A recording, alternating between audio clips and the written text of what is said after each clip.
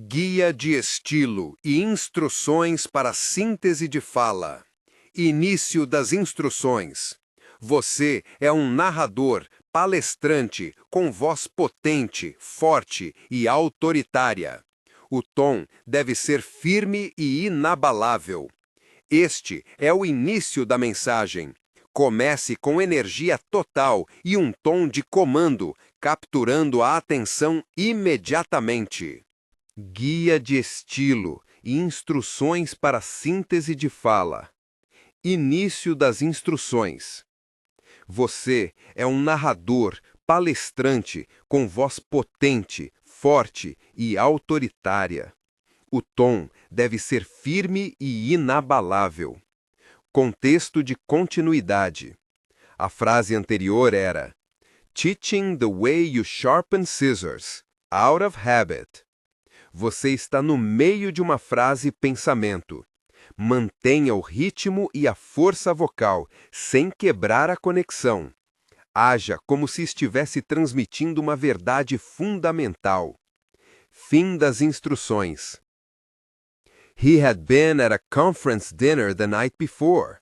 Tonight, he had chosen this restaurant because it was quiet, because the lemon rosemary chicken was reliable, because he liked a place where the waitstaff remembered the preference for a glass of water with ice. He had noticed the woman when she had come in and sat alone, when she folded her hands too small around her napkin, the tilt of her head, the way she kept looking at the door. Ethan was a doctor, yes, the kind people thought of in scenes with white coats and urgent corridors, but he was also a single parent with a child who belonged to the kind of timetable that refused to be rewritten for grown-up plans. His daughter Lily had been asleep at his sister's that night. He had always scheduled the nights he could be present as if they were appointments he could not miss. Seeing Haley at that table made something in him tug, private and old, a remembering that nothing in life is purely professional. He rose and approached with the ease of someone who had long ago learned how to sit with others' discomfort without flinching. "Is this seat taken?" he asked, because manners mattered, especially when they could be a small repair. Haley looked up. The candlelight pooled in the blue of her eyes, and for a moment she could only blink. He nodded at the empty chair and the menu by her hand. "Only if you don't mind a stranger's company." She swallowed. There was a skein of humiliation coiled under her ribs like a small animal. It hissed at the idea of being a spectacle. Still, she had not reheated dinner at home, and the subway would take an hour and a half if she started now. She moved her clutch into the chair across from her so he could sit. "Go ahead," she said. "I don't want to be a bother." "You're not a bother," he said. He sat and ordered for both of them as if they had agreed on it earlier. A simple roasted vegetable salad, lemon pasta. The waiter returned with a slip, and without waiting for Haley to protest, Ethan slid his card across the table, his hand covering the corner of the bill for a second, and the action steadied her. "It's on me," he said lightly. He looked at her, an even, gentle look. "I couldn't leave you alone with a candle and sad music." Haley's laugh came out as something like a sob, so small it was almost a secret. "I had $5, she said, and then had to explain because he gave her that look that does not demand explanation but honors it when it arrives. "My bus pass is due next week. She stopped. The sentence felt too naked. "It feels too small," he said. "I know." He reached into his pocket and took out a business card instead of another gesture. It read, "Ethan Blake, M.D., Pediatrician, private practice on 5th. There was a hand-scrawled line on the back. "Coffee, if you like, sometime. No pressure, no rescue." The handwriting was small and careful. They left the restaurant together because the night had acquired an ease. They walked in the same direction for a block beneath a string of map lights that made the sidewalk look like a stage set where nothing was allowed to be wasted. Haley kept her hand around the strap of her bag. She told him about school in fits and starts, nursing, nights at the clinic, the way she could listen to a child's stilled breath and feel both fear and a peculiar gratitude. He told her, briefly, about the clinic and about Lily in a way that was protective and proud. Months later, she would remember how small that first appointment felt compared to what followed. A handful of coffee meetings, a shared program at the community health workshop where Haley volunteered, a quiet turn of ritual that made ordinary days seem like a ladder toward trust. There was nothing cinematic about it. He did not throw money at her life or manufacture grand gestures. He was a steady presence, showing up, checking in, the kind of workaday kindness that is easy to overlook until you find that everything you touch has the shape of it. She became his favorite kind of patient in miniature, informal, sincere, the one who would sit in the clinic's waiting room and read aloud a leaflet on wound care because that word gave her a reason to feel useful. He watched how she folded a blanket over a sleeping toddler at the clinic, and how she moved when she comforted a woman with fever, how she could make an old woman laugh by remembering the name of her dog. He noticed, too, small things that were hers alone, a habit of smelling her wrists as if testing them for a memory, a lullaby she could not complete out loud because it belonged to someone else. And then, one morning at the community library's children's corner, that continuity folded itself into a revelation. Haley had promised to help distribute coloring books for a free reading hour. She crouched to tie a shoelace when a child's drawing landed in her lap. A crayon sun and, in clumsy letters, Lily.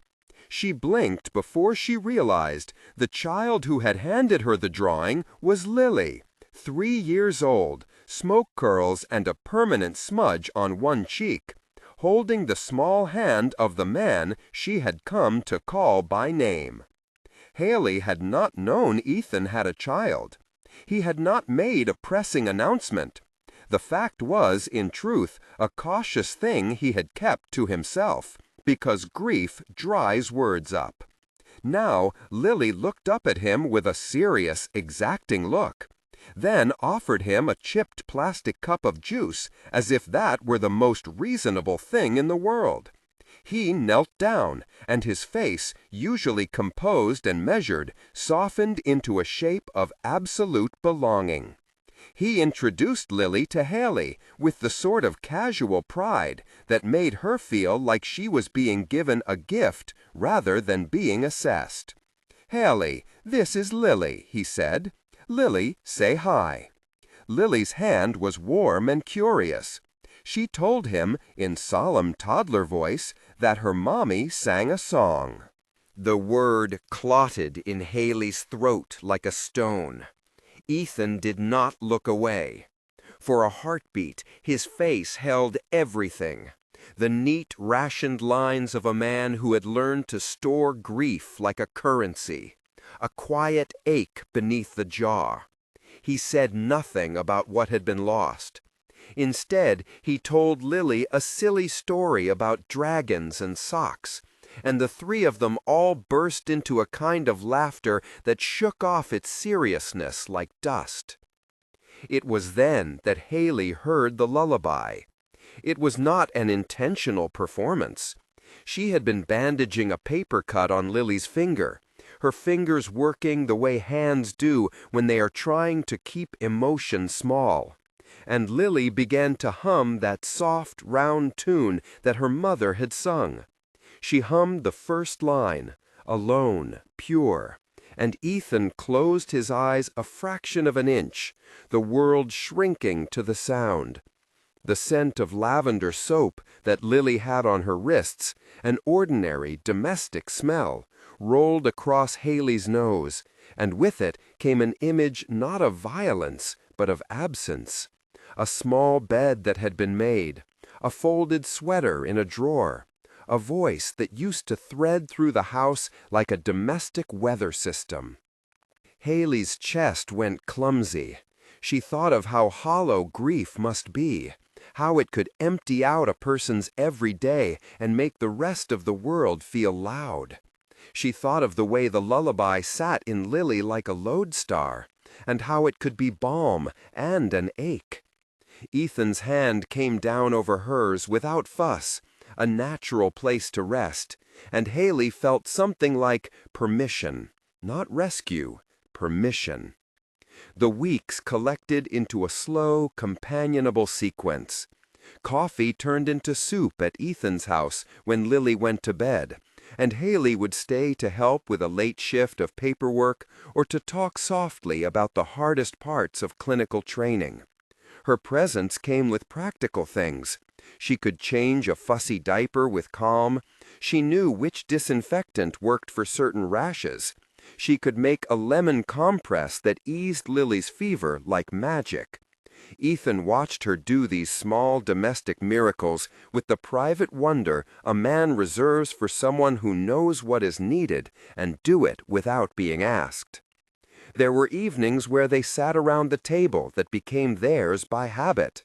At first, it had been a two-person table with a spare chair.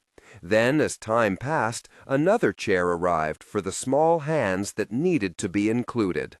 Food waited, on the table, the way affection does, straightforward, honest. Spaghetti one night with quick garlic and parsley. A bowl of stew the next. A paper chain on the side when Lily was learning to fold strips of color into circles. The table held the ordinary evidence of lives being knit. A jar of pencils, a sweater draped over a chair, a half-finished puzzle. Haley learned the ritual of the lemon tea and the precise way Lily wanted her napkin folded. Guia de estilo e instruções para síntese de fala. Início das instruções. Você é narrador, palestrante, com voz potente, forte e autoritária. O tom deve ser firme e inabalável. Contexto de continuidade. A frase anterior era "And the precise way Lily wanted her napkin folded." Você está no meio de uma frase, pensamento. Mantenha o ritmo e a força vocal sem quebrar a conexão. Haja como se estivesse transmitindo uma verdade fundamental. She learned the particular cadence of Ethan's sighs when he returned from a long day at the clinic, tired but buoyed by how Lily's laughter made the dark things less sharp. Still, Haley kept counting. She kept scheduling the long bus rides to the outer campus where the scholarship board would meet, filling out forms in the margins of her shifts, saving the spare hours between clinicals to study. The acceptance envelope arrived in the season of last leaves, postmarked with an address she had forgotten she had written on the application months ago. It arrived at 1 in the afternoon, when Lily was napping, and the apartment had the hush of a house that was holding its breath. Haley opened it with a steady hand and read the lines that folded heavy with possibility. A scholarship, full tuition, and a stipend that would make the move possible. Her reaction surprised her because it was not a single emotion, but a braided one. A fierce, incandescent joy, and beneath it a clear, trembling fear. The fear had an outline, an unspoken rearrangement of the domestic arithmetic she had come to count on. Would she leave the people who had become part of the shape of her days? Did she owe them an explanation? Would Ethan see her departure as abandonment and stand resentful in the doorway, the way her first date had done in that restaurant months ago?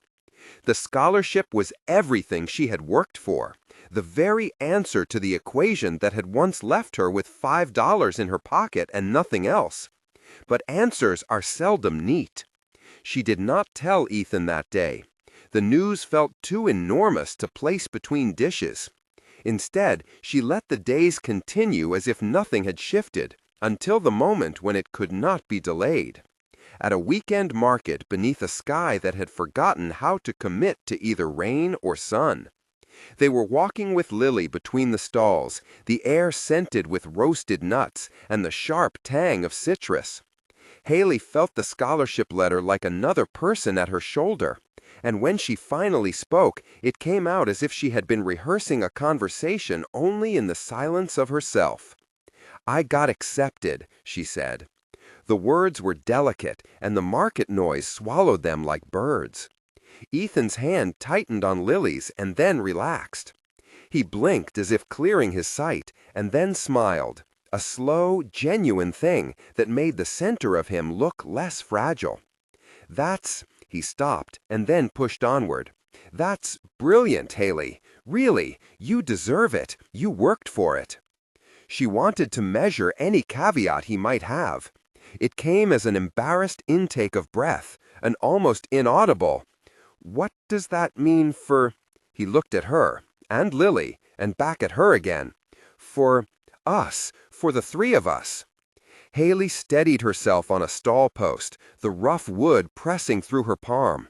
"It means I'm being offered a chance to leave, for a year, probably. It's out of state. It means rent is covered, tuition, the rest. It's everything I've wanted." "And you should take it," Ethan said, the conviction in his voice both immediate and careful. "Haley, I would never—" He searched for a word and landed on one that made her bones rearrange. "I would never want to ask you to give up the thing you've trained for." She saw in that look a reflection not of rescue, but of respect. There was the absence of ownership in it. A stranger response might have been to hold tight, to reason, to frame a bargain with fear. Instead, he offered the thing she dreaded, permission to be herself. "I'll come with you," he said impulsively, then corrected with honesty.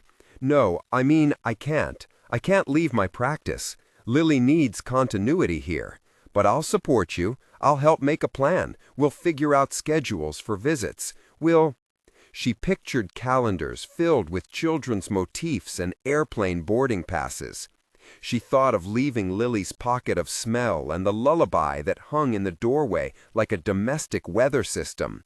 The truth was both sharp and oddly simple. She wanted to keep the thing that had sprung between them, the small domesticity that made ordinary hours luminous. But she had spent years practicing the art of self-sufficiency. To accept help without being held by it was the question she now had to answer. In the quiet of the room that night, after Lily slept and the apartment hummed, Ethan put his hand over her and said quietly, "I don't want to save you." His voice had the tremble of someone who had learned to weigh words since loss. "I want to be with you. I want to be part of your life if you let me, without thinking of it as fixing something broken." Haley felt the sentence like a small, perfect instrument that made the unspoken visible. "I don't need saving," she said, because she believed it. She paused, "I want partnership, equality, not pity." "It won't be pity," he said. "It will be company. It will be someone to fold the napkins with you, to dry the dishes, to hold the child you feed and watch your back when the nights get long." She laughed, and it was a sound that surprised them both, light, incredulous, relieved. "You're very articulate for someone who for years has tried to avoid dinner parties." He grinned, trauma of medical school. The months after the scholarship felt like a ladder with steps that demanded choices. Haley bought a new suitcase, a cheap but sturdy thing she hoped would outlast its first trip. She arranged the logistics of clinical rotations, the commute that would be folded into seasonal visits. The small rituals between Haley and Ethan settled into a rhythm that was not dependent on permanence. There were hospital shifts that kept them apart, and mornings they would steal, sitting at their table among the dishes that had accumulated like proof of life. Sometimes they would sketch plans on napkins. Who would bring Lily to the airport? When holidays could be shared? How the two households might manage the ache of distance. Ethan's grief remained present in small ways. Sometimes a photograph left unframed on a shelf. Sometimes the careful way he would return a sweater to the closet as if a ghost might need it. He never spoke much about his wife. She was a soft, folded thing in the layers of their lives. But there were moments when his silence filled with verses of feeling. A lullaby hummed under breath when Lily woke in the night. A full squeeze of his hand when he found Haley in the kitchen making lemon tea. Then the lullaby came alive again in a way Haley had not expected. It was a rainy afternoon when Haley stayed late at the hospital after a night shift to finish paperwork. Ethan had sent a text asking if she could stay for dinner. He had made soup. When she arrived, the kitchen was warm and the windows were mottled with rain. Lily was asleep upstairs, and the house smelled of broth and something citrus. They ate at the table under a lamplight that made the room feel carved out of gentle gold. Ethan reached for Haley's hand across the table the way someone reaches for a life raft. "There's something I want to give you," he said. He stood, came back with a small box, and set it between their plates. Inside was a ring, modest and thoughtful, with a band that bore a tiny inscription on the inside. A line he read aloud, a small, private speech. "Stay with me." He looked at her with a clarity that made his grief thin around the edges and his hope bright inside. Haley's first reaction was to laugh, suddenly and incredulously, as if she had been asked to do something impossible and beautiful. The laugh had corners of tears in it.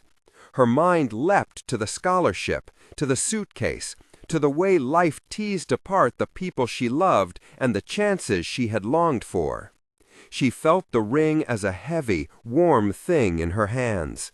The words would be parsed: engagement, promise, the binding of lives. She did not want anyone to be bound out of pity or fear. She wanted mutuality. Ethan's voice was steady enough even as an old pain flickered across his face. "I don't want to save you," he said, quieter than before. "I want to stay, if you'll let me. Not as a project, not as a rescue. I can't promise forever, none of us can, but I can promise presence. I can promise respect. I can promise I'll make room for your dreams and not let them be swallowed by mine." Haley weighed the ring, the moment, the future. She could see now, with a clearness that came like a sudden light, that the thing she had feared, being asked to surrender her ambitions for a life that was only partial, was not what was being offered. He was asking for partnership. He was asking to share a table and the chairs around it on terms that allowed for leaving and returning, for distance and closeness. "I don't want to be kept," she said. "I don't want to be held because someone feels sorry for me. I want to be chosen." "He chooses you," he said without hesitation. The simplicity of his answer made the room thrill. Lily came down, pushing a small stuffed animal between her palms, her feet making soft sounds on the floor. She slid into her high chair and reached for the jar of crayons on the table. For a moment, the three of them were an ordinary picture. A man with a ring and a laugh that had stillness under it. A woman with a scholarship in her pocket and a suitcase in the closet. And a child who insisted on coloring the horizon pink. They did not plan an immediate marriage. There were practicalities to honor. Haley had to leave for the program and learn to build a life in a new place. Ethan had a clinic and a child whose school schedule mattered. What was offered instead was a proposal in the form of an invitation. "Stay with me when you can. Build with me when you are here, and take what you need to become the person you are meant to be. There would be plane tickets and phone calls and a plan that treated distance like a temporary condition instead of an ending. Haley took the ring and slid it on, not to accept the life of being kept, but to affirm that she trusted him in all the levels where trust is earned. In late-night conversations, in small domestic rituals, in the distribution of burdens and joys. The ring was a promise that wanted to be lived out in practice, not just declared in ceremony. The days before her departure were a mesh of small things: teaching Lily to fold a paper crane, labeling spices in mason jars, sealing the scholarship paperwork in a manila envelope with taped edges. Friends and coworkers hugged her with the fierce economy of people who want their loved ones to flourish. The apartment held them, their meals, the lingering steam of tea, the faint scent of laundry detergent that had become a kind of domestic signature. On the morning of her departure, they ate at the table, 3 chairs set around it, lids of mismatched bowls and spoons that had sat out for weeks. Ethan made a point of folding Lily's napkin into an animal for her to take on the plane, and Haley looped the strap of her suitcase through her fingers like a small anchor. She kissed Lily's forehead and felt the faint smell of lavender soap, the lullaby wordless and humming between them. She stood in the doorway and looked back at the table, where the chair was empty for the moment, ready to be filled again. The world outside the apartment smelled like rain on pavement and possibilities. "Go," Ethan said, an order softened to permission. It was everything he could give, and everything she had wanted from the beginning: support that did not demand surrender. She nodded and walked out into the day, the suitcase rolling behind her, the scholarship letter folded carefully in an inside pocket like a small sun. The airport hummed with other people's endings and beginnings. Haley sat with her $5 bill folded in a pocket of her carry-on, odd relic of a self she had been. A linea del relique of a self she had been not so long ago. The line for coffee was impossibly long. Lily's crayon drawings of their future still folded neatly in her bag. She thought of the table they had left behind, and of the way light had pooled on its surface. She thought of the lullaby, how memory can be something that both sharpens and softens. On the plane, she watched the city become a scatter of lights. She did not know yet whether the distance would make them smaller, or whether it would stretch them in ways that allowed new parts to appear. She clutched the letter and felt its edges like a heartbeat. Back in the city, Ethan returned to the ordinary things he had kept steady: the clinic, Lily's preschool runs, the slow, patient work of being present in a life punctuated by the absence of the woman he had loved. He called her 3 times the day she left, and then sent a text about the way the supermarket near the clinic had tomatoes that tasted like summer, even in late autumn.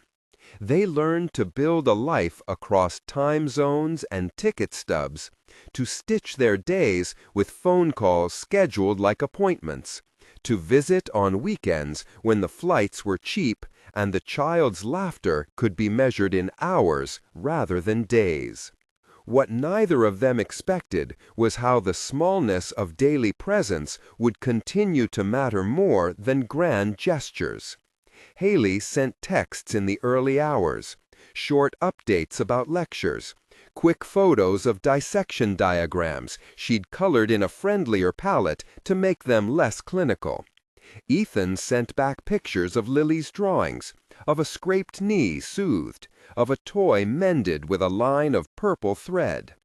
The thread of their routine held in the little things: a voicemail that always had the sound of a child in the background, an email about an upcoming exam with a single line of encouragement, a packet of cookies mailed in a box with a note taped to the inside. There were tender adjustments. Haley learned to take the late-night calls when Lily woke up and needed someone to coo her back to sleep. Ethan learned to celebrate distances as projectiles of trust rather than abandonment. They both learned to carry the other's grief and joy without trying to fix it. When Haley came home for a holiday, she brought with her the smell of the university's chemistry labs and the sharpness of air in a different part of the country. She noticed the small ways things had changed: a new light bulb in the living room, an extra shelf of children's books, a photograph of Lily smiling in a park without the shadow of a missing presence. The graduation day of Haley's program came later, warm and full. She had finished and passed, and the scholarship had opened something inside her that had been locked for so long. Ethan watched her from the back row with Lily asleep on his shoulder, and his chest felt as if it would crack open with quiet pride. When Haley walked down the aisle to receive her certificate, her eyes found his at the last second, and something like a tide rose and fell in her. They had navigated a geography of small things together: plane tickets, late-night study calls, the choreography of holidays, the distribution of fatigue and joy that made partnership real. Afterward, they did what they had always done. They went home and sat at their table, 3 chairs in a row, the light in the kitchen soft as a closed conversation. Lily poured imaginary tea into plastic cups and declared their future in solemn toddler proclamations. Haley looked down at the ring Ethan had given her months earlier, at the brand of the band on her finger, and felt the steadying quality of being chosen. There was, in that moment, no single dramatic announcement, no declaration to fix the messy business of the past. Instead, there was the slow, deliberate choosing to continue. Haley had $5 once, and no hope, she had thought. But hope is not always a sweeping narrative. Often, it is a series of careful continuations, a ledger of small, faithful gestures that add up to something like rescue without ever needing the language of rescue. She had learned that being chosen did not mean being kept. It meant being seen and allowed to go and return. The table remained, a quiet altar to dignity. 3 mismatched chairs, a jar of crayons, a small paper chain hung on the light fixture. Outside, the city moved on with its private emergencies and quiet reconciliations. Inside, the 3 of them sat and ate and laughed and argued about which cartoon to watch, the ordinary work of being a family that neither spectacularly arrived nor spectacularly failed. It was, in the end, exactly what they had both wanted. Not perfect, not grandiose, but real in the way of steady things. Haley folded her napkin into a small animal and handed it to Lily, who accepted it like a treaty. Ethan reached across the table and squeezed Haley's hand, the small gesture making the room exhale. "Whatever comes next," Ethan said, simply, "we'll do it together." Haley smiled, and in the smile there was the echo of the long night at the restaurant, the $5 folded in a pocket like a relic of a self she had been. She slid a coin across the wood, and it rang like permission. They pushed their chairs back in, 3 of them, and the table waited, steady as any promise. The candlelight pooled at its center, as if to remind them that the small, steady flame is often the most luminous thing of all. They cleared the table together, moving with a practiced economy born of many small evenings. Lily insisted on helping, carrying a plastic spoon like a scepter, and pausing to bow to each of them before placing it in the sink. Haley rinsed plates with the gentleness of ritual, watching suds slip down her hands and feeling absurdly that she could wash away the past for just a moment. Ethan dried and stacked, his movements deliberate, as if making straight lines inside himself as well as on the counter. He imagined her in rooms full of young faces, and for a moment nostalgia cracked into a hopeful aperture. He whispered into the dark, a sentence that was both prayer and promise. "Go, teach, we will be here." The days that followed folded themselves into a new cadence. Haley accepted the adjunct role. There were early mornings and late evenings, a new rhythm to thread through. They hired the recommended babysitter, a woman named Rosa, who brought with her a patient laugh and an unfussy way with bedtime. Lily, at first suspicious, warmed to Rosa as she did to other careful presences, and soon the sound of her greeting at the door, "Rosa," became a small, bright thing in the house. Work was work, and there were nights when Haley returned exhausted, her hair smelling faintly of the lecture hall, and Ethan would make soup with whatever was on hand and listen while she unloaded the small trials of the day. A student who had cried in the middle of a lab, a projector that would not cooperate, a syllable she could not find to explain a principle. Sometimes she cried into her hands, and he held her without speaking. Other times they laughed at an absurd footnote of pedagogy. Their lives rearranged, yes, but they were rearranged by choice, not by the imposition of old fears. And yet memory, as it will, threaded through the ordinary. On a morning when Haley returned from a trip to campus, she found a small coin on the kitchen counter, polished and old, left there like a talisman. There was no note, only the coin's quiet ringing when she tapped it.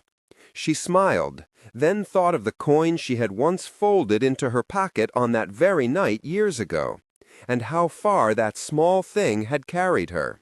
She folded the new coin into her palm as if acknowledging kinship between the two, the old self and the chosen self, both traveling toward the same light. They continued to build, not by demolishing what had been, but by adding. A small shelf for Haley's textbooks, a hook by the door for Ethan's worn coat, a plant on the windowsill that neither of them was very good at keeping alive, but that brightened the kitchen when its leaves remembered how to open. The rituals multiplied, not grand gestures, but practical ones. Checking in by text before a late class, sending photos of Lily's drawings pinned to the fridge, leaving a sticky note on the bathroom mirror when someone needed encouragement. And in the quiet spaces between their practicalities, they found the same truth they had been learning for some time, that love was not an event, but an accumulation, the daily ledger of small things kept faithfully. They had arrived at a new sort of ordinary, one threaded through with memory and choice and a deliberate generosity that asked little and gave everything. It was steady, quotidian, luminous in the ways only slow light can be. One evening in late autumn, as the wind sharpened the edges of the city, Haley received an invitation to give a public lecture at a neighborhood community center. An informal talk, more conversation than formal address, aimed at young people thinking about science and possibility. She hesitated for only a beat before agreeing. When she told Ethan, Lily clapped in rehearsal from her high chair, delighted by the rhythm of the syllables. Science, possibility. They celebrated with toast, slices of bread buttered with an economy of ceremony. and then, as they always did, returned to the small acts of domestic fidelity. Dishes, storybook, lights out. As Haley lay in bed, her palm found Ethan's, and they squeezed. An agreement neither needed to be spoken aloud. The world was large and sometimes indifferent, and yet there was this warm table, this child, these two hands. That was enough to begin with. Outside, the city kept its private emergencies and reconciliations. Inside, the candle at the table waited for another night to be lit, a small flame that would keep them warm for as long as they chose to tend it. They had learned to tend, and they were learning still. They were, in their quiet way, making a life that survived the need for spectacle because it had the steadiness of mutual care. And in the next slow week, when weather turned and small troubles arrived, the babysitter's car would not start one evening, a student would fail to show for a scheduled office hour. They met each one with the same unflashy steadiness. They moved through interruptions like travelers on a familiar path, with hands in pockets and eyes watchful for the next small mercy. Each time they returned to the table and to Lily, and each time the table received them without judgment, warm as hearthstone. It was not a story of triumph in any theatrical sense. It was a story of continuations, promises kept in the currency of everyday life, confidence rebuilt in the small acts that made trust tangible. And as the season turned toward winter, the house filled with the quiet labor of readiness. Extra blankets in the closet, a plan for a holiday visit that might be simple and full of good food and quieter conversation. The future, still unknown, seemed less like a cliff and more like a road, with bends and rest stops and reliable companions. They had become unwittingly experts in small mercies, and that expertise would be the architecture of whatever came next. For now, the present held 3 mismatched chairs, a jar of crayons, a paper chain, a ring with the faint brand of constant choosing, and the steady flame at the center of a wooden table. That, night after night, refused to collapse under the weight of life.